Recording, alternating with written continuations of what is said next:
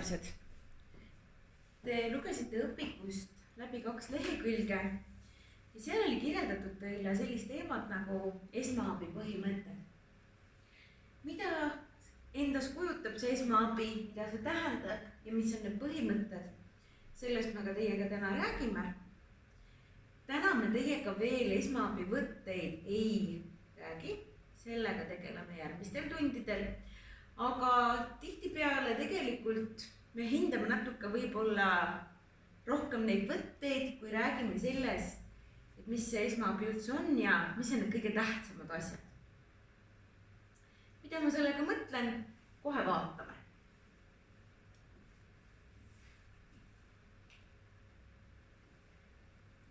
Esmaabi on see, et ma annan kõige esimesena abivajajale ehk kannatanule. Kui me räägime esmaabist, siis me ei mõtle abivajajad seda, et kellel on süüa vaja või kellel on õppimises abi vaja, vaid inimene, kes on saanud kas mõnes õnnetuses, mingi terviserikke või muul põhjusel ei ole tema tervislik seisund heas olukorras. Ja tegelikult, kui me räägime esmaabist, siis kõige olulisem on abivajaja märkamine. Me võime teiega osata väga hästi teha kunstlikku hingamist või südamemassaaži, mida me siin tulevastes tundides räägime. Aga kui me ei näe seda kannatanut ehk see, kes meie abi tegelikult vajab, siis ei ole eriti oluline, kui hästi me oskame mingisugust võtet teha. Ehk kõige olulisem on abivajaja märkamine. Siin pildil esmaabil, kui teie ütlete kohe, et mingisugune inimene on ennast alkoholist täis joonud ja nüüd magama jäänud. Aga kas te olete kindel 100%, et tegemist on lihtsalt juua täis inimesega, kes magab? Teate, mina küll ei ole ja ma arvan, et ka tegelikult teie ei ole. Sellepärast, et ega me ei ole kontrollinud tema tervislikku seisundit. Sama hästi, kui me vaatame tema riideid, ta ei ole väga selles mõttes selline must või räpane. Sama hästi võib see olla vanem härra, kes on saanud infarkti või insuldi. Ja isegi kui tegemist oleks näiteks sellise asotsiaalse inimesega või alkohoolikuga, siis mis te arvate, kas nemad ei või saada sellist asja nagu infarkti või insulti? Infarkt on siis see, kui südamelihases toimub siis selline reaktsioon, et süda jääb seisma ja insult on see, kui ajus lõhkeb veresoon ja veri ei saa enam kehas ringi käia ja siis samamoodi inimene kaotab teadvuse ja halvemal juhul siis ka sureb. Või on ta hoopis selline haigus nagu epilepsia ehk see, kui tulevad inimesele peale krambid ja ta kaotab teadvuse, tema aju ei saa samuti hapnikku.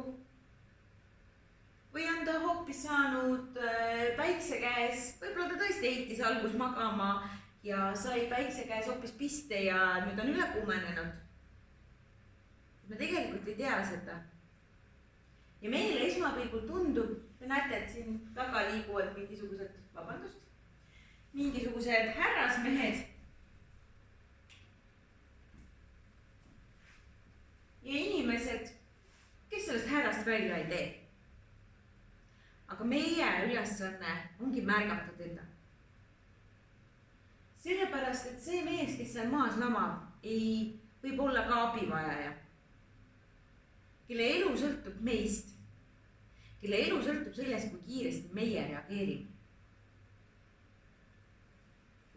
Vaatame veel.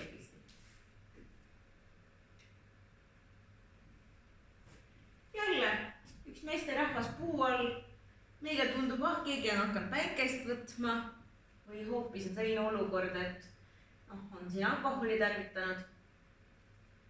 Aga samamoodi jällegi, me tegelikult ei tea, kas inimene on lihtsalt tõesti magama jäänud sinna puu alla või äkki on temaga midagi juhtunud. Äkki on tulnud mõni terviserikke. Ja sellepärast ongi kõige olulisem abivajaja märkamine esmaabi puhul. Et me läheme ja kontrollime, et me märkame, et keegi on pikali maas. Et me näeme või oskame vähemasti proovime kontrollida. Ehk siis märka, kui inimene lamab või magab õues. Mine tema juurde ja kontrolli, kas ta hingab, kas ta reageerib sinu jutule. Ja kui ta seda ei tee, on sinu ülesanne abi kutsuda. Isegi kui tuleb pärast välja, kutsusid 112 pealt, tuli politsei välja või tuleb kiirabi ka välja ja tuleb välja, et tal ei olnud midagi viga, magaski nii sügavalt, et lihtsalt ei saanud enam millestki aru. Pole hullu. Aga kurvem lugu on see, kui me sellest magajast, nii-öelda magajast mööda kõnnime ja pärast tuleb välja, et tegelikult inimesed oli midagi juhtunud. Ja me oleks saanud teda aidata, me oleks saanud tema elu päästa. Elu päästmine ei hakka sellest, et me oskame väga hästi mingisuguseid võtteid teha, vaid elu päästmine algab sellest, et ma märkan abivajajat. Siin tahvlil on kirjas 3 sellist tähtsat asja. Kui sinu tuttav lähedane käitub imelikult või teistmoodi. Just, me rääkisime teiega praegu võõrastest inimestest. Ja teie olete kindlasti filmis harjunud seda, et kui kuskil verd voolab või kuskil kellelgi juba midagi katki on, et siis me teame kohe, et on abivaja, eks? Siis te ei kõhkle kordagi, ükskõik kas te lähete talle ise appi või kutsute kiirabi, te ei kahtlegi, et on abivaja. Aga tegelikult selliseid õnnetusi, kus kohe verd jookseb ja kõike niiviisi, juhtub natukene vähem või umbes poole võrra, kui juhtub selliseid olukordasid, kus tegelikult pealt näha ei olegi näha, et inimene oleks justkui abivajaja. Ma räägin teile ühe loo, mille rääkis mulle üks kiirabis töötav arst. Aastaid tagasi üks õpetaja oli viimane tööpäev ja tegi seal, tuli koolimajja ja pidi tähistama viimast tööpäeva. Õpetajate toas seal väikene tort ja kohvi aga ta käitus kuidagi imelikult. Ja ta rääkis ja kõik lobises, aga tema kolleegid panid tähele, et midagi oli temast teistmoodi. Ta ei olnud tema ise. Pidasid peo ära ja naine läks siis naisterahvas, ta ei olnudki nii väga vana, ta tegelikult päris noor veel selline 40-ndates. Läks koju üksi, mees oli tal tööl, kuskil mujal. Ja õhtu, kui mees koju tuli, siis leidis ta eest enam mitte ilusa naise. Tuli välja, et naisel oli tegelikult insuldi eelne seisund juba seal koolimajas.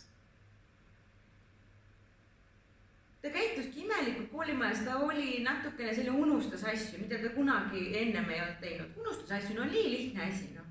Meile tundub, et mis teil ikka viga võiks olla. Ta unustas asju ja kui ta jõudis koju, siis ta kukkus kokku, sellepärast, et tema peas lõhkes see veresoon, tema aju ei saanud hapnikku ja see inimene suri. Sellepärast ongi oluline märgata ka oma lähedasi või tuttavad. Kui sa näed neid päevast päeva ja sulle tundub, et ta käitub kuidagi imelik teistmoodi, unustab kuidagi või on väga väsinud, hingeldab, kui su sisetunne ütleb, et ta on kuidagi veider täna, siis soovita tal kindlasti läbi käia arsti juurest ja mine temaga ise kaasa, kui on võimalust. Sellepärast, et haigus võib tulla juba väga ruttu. Ja sellisel juhul me ei näe, et verd jookseb ja oleks vaja plaastrit või luu on katki. Aga ometi juhtub selline õnnetus.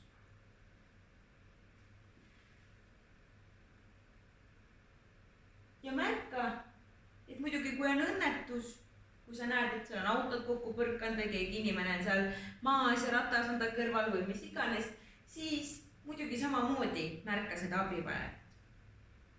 Lihtsalt selliseid autoõnnetuse või keegi on kukkunud ja kuskil verd jookseb, me tihtipeale märkame rohkem ja paneme tähele, kui neid õnnetusi, kus nii-öelda see veri ja valu on puudu.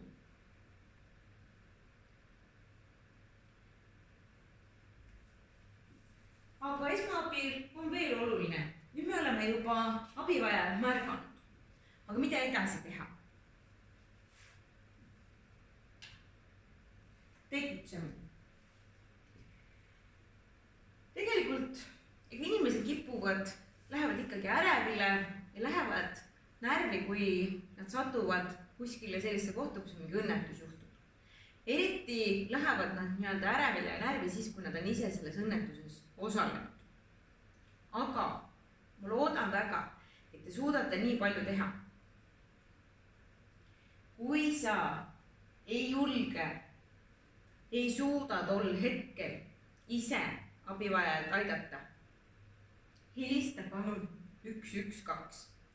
Kui seal maas lamab sinu meelest lihtsalt see magav joodi ja sa ei taha teda ise puudutada, ilmselgelt, me peame ise ennast ka kaitsema, sellepärast, et me ei tea, tal võib olla ka mingi muu kaasav haigus ja me ei tohi ennast ka nii-öelda ohtu seada. Kõige lihtsam, helista 112, tuleb politsei, tuleb kiirabi, nendel on vastavad vahendid kontrollida ja vaadata, et inimesed on terve. Kui sa oled nüüd natukene julge ja julged ka sinna võõra inimese juurde minna, siis kõigepealt kontrolli, kas inimene teadvused. Ja selleks me ei pea isegi inimesele käsi külge panema. Mine ta juurde ja hüüa, hei, kõva häälega, ürita teda äratada, nii-öelda äratada. Vaata, kas ta vastab sulle. Tavaliselt, ja sa saad ka kuulata, et kas ta seal hingab või norskab või mis iganes, et kui sa kuuled, et seal puu all vedelev härrasmees või naisterahvas või kes iganes norskab või vastab sulle ära sega või mis iganes, siis sa võid kindel olla, et temaga ei ole midagi juhtunud, ta ei ole teadvust kaotanud. Kui sa oled veel natukene julgem ja ta näiteks sinu kõnele ei vasta, keegi ei pahanda, kui sa teda kergelt jalaga tonksab. Mitte ei tee haiget talle, vaid tonksab. Vaata, kas ta reageerib sellele. Kui ta ennast liigutab, tähendab kõik on korras. Võid edasi minna. Keegi ei sunni sind minema võõra inimese juurde ja hakkama seal kohe talle suust suhu hingamist tegema või mis iganes selles suhtes. Kui sa tunned, et sa ei suuda seda teha, helista 112 või palu abi kellelgi, kes läheb mööda. Kui see olukord juhtub kuskil linnas või kas või kuskil sellise asutust rohkem, kus on inimesi ümberringi, kutsu keegi appi, keegi ikka julgab. Ja kui sa oled üksi, kutsu 112. Ja muidugi, kui sa annad abi, siis tuleb veenduda enda ja ohvri ohutuses. Teil oli see lõpikus ka kirjas sellest, et kindlasti, kui sa näed, et keegi on näiteks elektriliini alla kukkunud, elektriliini on talle peale kukkunud, ei tohi teda puudutada, sellepärast, et sa võid saada ka ise löögi. Samamoodi, kui sa näed, et keegi on kuskil autos kinni ja sa tead, et sina ei oska teda päästa, ära helistagi 112, ära mine teda torkima, sa ei tea, mis selle autoga võib juhtuda, eks. Ja samamoodi me tegelikult ei tea, mis vigastused sellel inimesel on. Kui ta näiteks ütleb, et ta ei saa oma kaela või jalgu või midagi liikutada, siis parem on teda mitte sealt välja kiskuda. Sellepärast, et me võime selle väljakiskumisega teha veel rohkem viga. Kui sa muidugi oled nii julge ja näed, et see auto juba kuskilt hakkab põlema ja sa oled veendunud, et see sinule kuidagi ohtlik ei ole, et ei jõuata sealt nii ruttu ära, siis mine appi.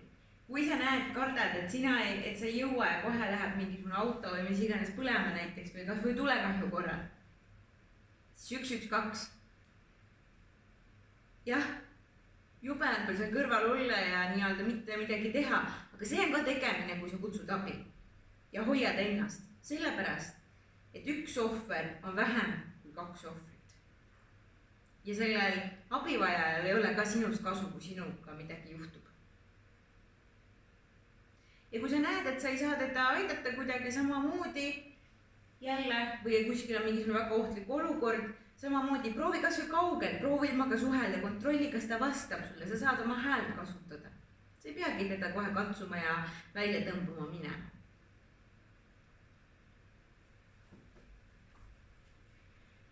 Ja tegutsemise puhul on hästi oluline jääda ka endale kindlaks. Me rääkisime siin, et kui tuttav käitub imelikult, siis ole nii julge ja kutsu talle see abi. Usu mind, mitte keegi tegelikult ei pahanda selle üle, kui tuleb välja, et polnudki midagi hullu. Sellepärast räägin jälle ühe loo.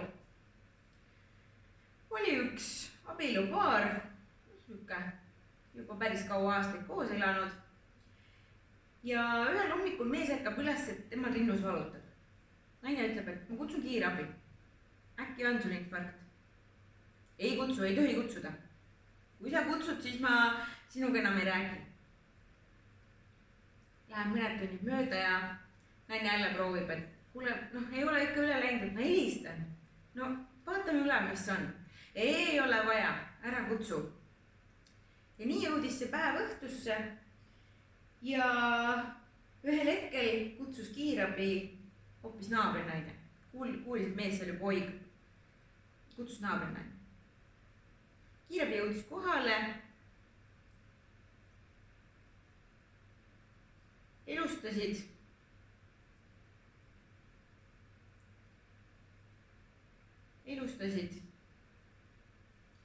Aga asja ei saanud. Naine muidugi pärast, et miks ma ei oleks pidanud teda kuulama ja oleks võinud ikka varem kutsuda. Aga see oleks ja poleks tol hetkel juba pole sellega midagi teha. Nii et kui sulle tundub, et keegi on abivaja, hoolimata sellest, mida tema arvab, kutsu see abi. See on sinu enda südametunnistuse ja juba hingerahu pärast. Et sa oled kedagi aidanud, et sa ei ole jätnud abita teda, võib-olla päästad sa selle inimese elu. Nii et abivajaja võib olla ükskõik kes, mis välimuse, mis seisundiga, mis olekuga. Ka see kõige hullem asotsiaal, ka tema võib saada infarkti, insuldi või mingi muu sellise haiguse. Kas sina võid olla ühel hetkel see abivajaja? Kas sina tahaksid seda, et kui sa kogemata oled kuskil pingi peal kokku kukkunud õues või näiteks kuskile puu alla kokku vajunud, et kõik inimesed kõnnivad sust mööda ja arvavad, et sa lihtsalt magad? Ei taha, eks? Mida rohkem inimesed julgevad abivajajat märgata, seda turvalisem on tegelikult ka sinu endal elada. Nii et märka endal ümber inimesi ning võid päästa elusid.